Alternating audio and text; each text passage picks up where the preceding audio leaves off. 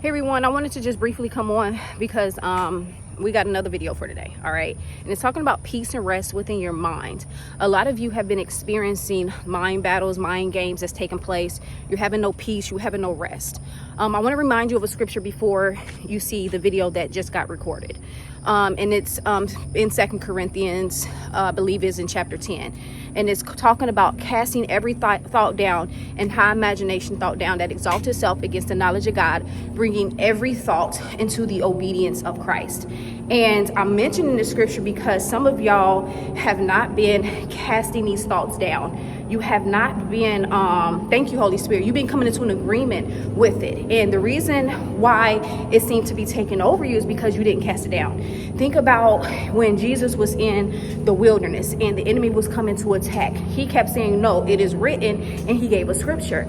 Unfortunately, a lot of you are not saying it is written and you're not giving scripture, but you're taking that thought captive, meaning you're collecting it. You're coming into an agreement with it. You're believing what it is that the enemy is saying.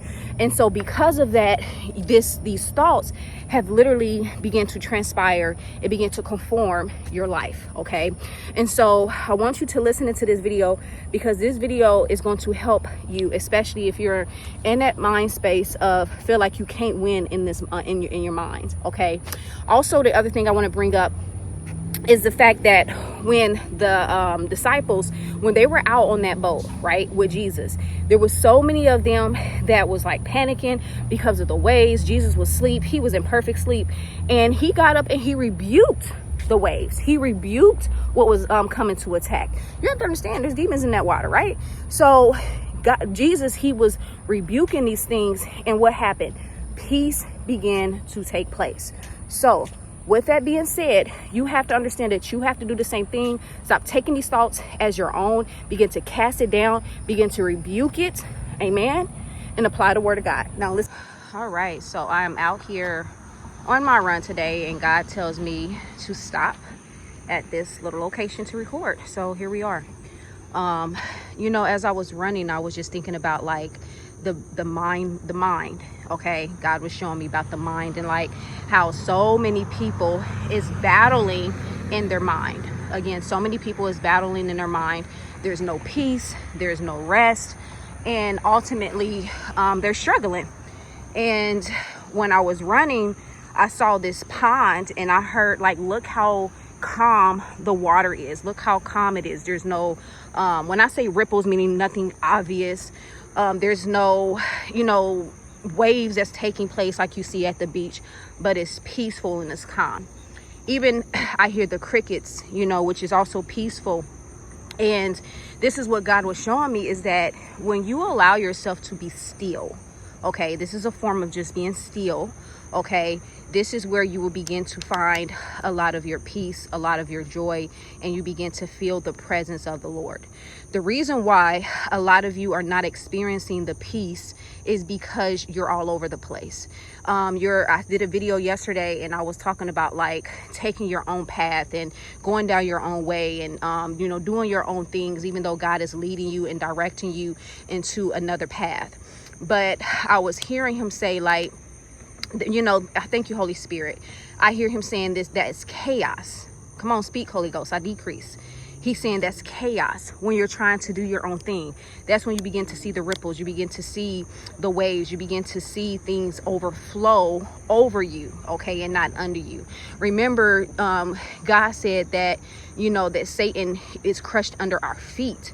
But the thing is a lot of you have been crushed under Satan and his demonic influences, his demons, sin, wickedness, things that you're refusing to turn away from, chaos, relationships, jobs. And what's happening is when we allow ourselves to be overcome by the thoughts and the emotions of the enemy, now we are in complete chaos and we're all over the place and we can't hear God. One of the questions I get a lot from people is, how do I hear God? How do I know the voice of God? Well, first and foremost, you need a relationship with him. Secondly, you need to be still enough to hear him. Okay. Thirdly, you have to spend quality time. Don't think you're just gonna just get in your prayer closet and hear God in 5 minutes. You have to soak in that presence, soak in that time, just like you do with a relationship when you're building with someone. A lot of you want these fast-paced results, microwave results, when what's taking place in you is a crock pot, okay? Something that's going to take time, something that has to marinate. Even what I'm hearing, come on, speak Holy Ghost, what I'm hearing is some of you, the reason why your waves are the way that they are is because of trauma, because of things you have not been healed from, things that you're refusing to address. Even in that, God was showing me for another individual, he was telling me that when they begin to spend more time with him, that's when a lot of healing will take place. Because I was doing healing, trying to do healing and deliverance with this individual, but all God keep telling this individual is that I need time with you. Because here's the thing, time with God will heal you. Time with God will restore you. Time with God will deliver you. I'm telling you through experience, because there has been so many times where God had to deliver me, but it was only through me spending time with him. So if you feel like your mind has been in chaos, you feel like your mind have been all over the place, you feel like you have not been able to hear God, well, maybe it's time to go on a walk. Maybe it's time to go on a run to tire yourself out so that you can hear. Because honestly, that's how I start mines out. I don't just go into conversation with God. No, I get out here, I start running, I'm listening to certain music that he tells me to play, and I'm praying, I'm covering my atmosphere, I'm covering myself, covering my mind, my thoughts and my emotions. And I say, God, I surrender my mind to you. I surrender my emotions to you. I surrender anything that I think, Lord. If this is not you, I decrease it now, and in the name of Jesus, Holy Spirit, take over. And after about a good mile of running or walking, whatever I'm doing, the voice of God begins to speak. And this is where I'm in peace. This is where I'm able to hear from him, okay? So if you're in a struggle right now, I want to encourage you to start to do something different. Because in this doing something different, you'll begin to see the peace of God, the love of God. And listen, I also hear that you're not a mistake. Some of you feel like you've gone way too far off the edge, but I'm here to tell you that God can restore anything that has been broken. God can restore a marriage. He can restore relationships with your children. He can restore your finances. He can restore your health. He can restore, even when I say health, I was talking about depression. Some of you have been stuck in depression for quite some time, but I promise you, God can restore you. He can and will restore you in Jesus' name. So Father, in the name of Jesus, I pray for the individual, Lord, that has been stuck, Lord, for so many years. So much has happened in their past, God, but I pray right now that you will begin to strengthen them from the crown of their head to the soles of their feet. I pray that they surrender their thoughts, they surrender their ways, they surrender their emotions, they surrender their desires, they surrender, Lord, everything to you that they've been experiencing. And I pray that they will begin to find perfect peace and rest in you, in the name of Jesus. Also, you have to understand that it's in our chaos, it's in our mess where we find God the most. Just think about if our life was completely perfect, if our life was completely just everything, we would not need God. We wouldn't need him.